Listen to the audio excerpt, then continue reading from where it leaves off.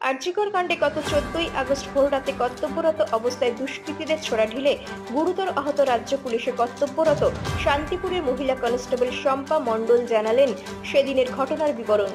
গত 14ই আগস্ট ভোররাতে ডিউটিরত অবস্থায় দুষ্কৃতীদের ছোড়া ঢিলে গুরুতর আহত রাজ্য পুলিশের কর্তব্যরত মহিলা কনস্টেবল চোখে গুরুতর আঘাত নিয়ে জানালেন ওই রাতের ভয়াবহ অভিজ্ঞতা। রাতটা কি শম্পারও ছিল না, রাতটা সেই দিন মেয়েদের ছিল। কর্মক্ষেত্রে মেয়েদের নিরাপত্তার দাবিতে রাস্তা দখলের রাত। আরজিকর হাসপাতালে কর্মক্ষেত্রে নির্যাতনের মর্মান্তিক শিকার হয়েছে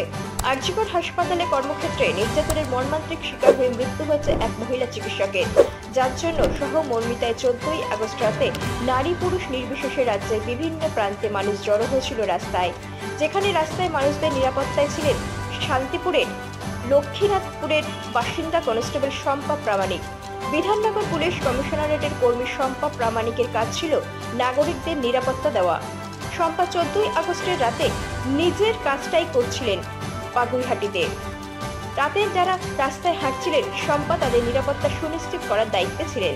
কাজ করেছিলেন রাস্তায় নিজের কর্মক্ষেত্রে দাঁড়িয়ে। হঠাৎই জমায়েতের মধ্য থেকে দুষ্কৃতীরা পুলিশের দিকে ইট পাথর ছুটতে থাকে, যার একটি গিয়ে লাগে শম্পার চোখে। রক্তাক্ত অবস্থায় তাকে অন্য সহকর্মীরা হাসপাতালে নিয়ে যায়।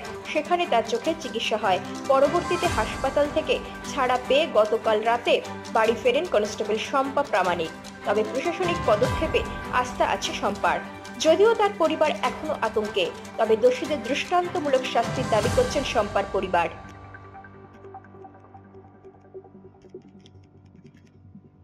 কর্তব্যরত অবস্থায় কতটা আতঙ্কিত? বিশেষ আতঙ্কিত, খুব আতঙ্কিত আমরা।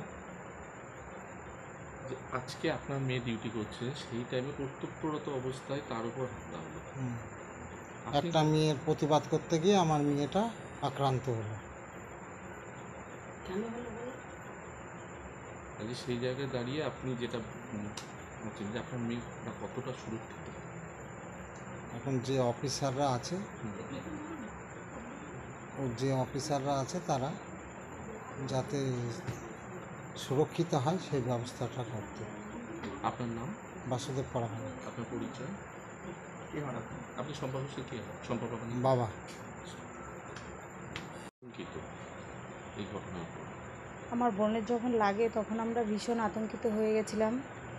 এই যে কর্তব্যরত অবস্থায় একটা মহিলার উপর হামলা হলো, তাহলে সেই জায়গায় একটা সাধারণ মানুষ কতটা? হ্যাঁ, সাধারণ মানুষ তো আতঙ্কিত হবেই, কিন্তু একটা মেয়ের প্রতিবাদ করতে গিয়ে আজকে আমার বোনের জীবনটাই চলে যাচ্ছিল। তার জন্য আমাদের খুব কষ্ট হয়েছে। আপনার নাম? আমার নাম টিঙ্কু প্রামাণিক, আমি শম্পা প্রামাণিক দিদি বলছি।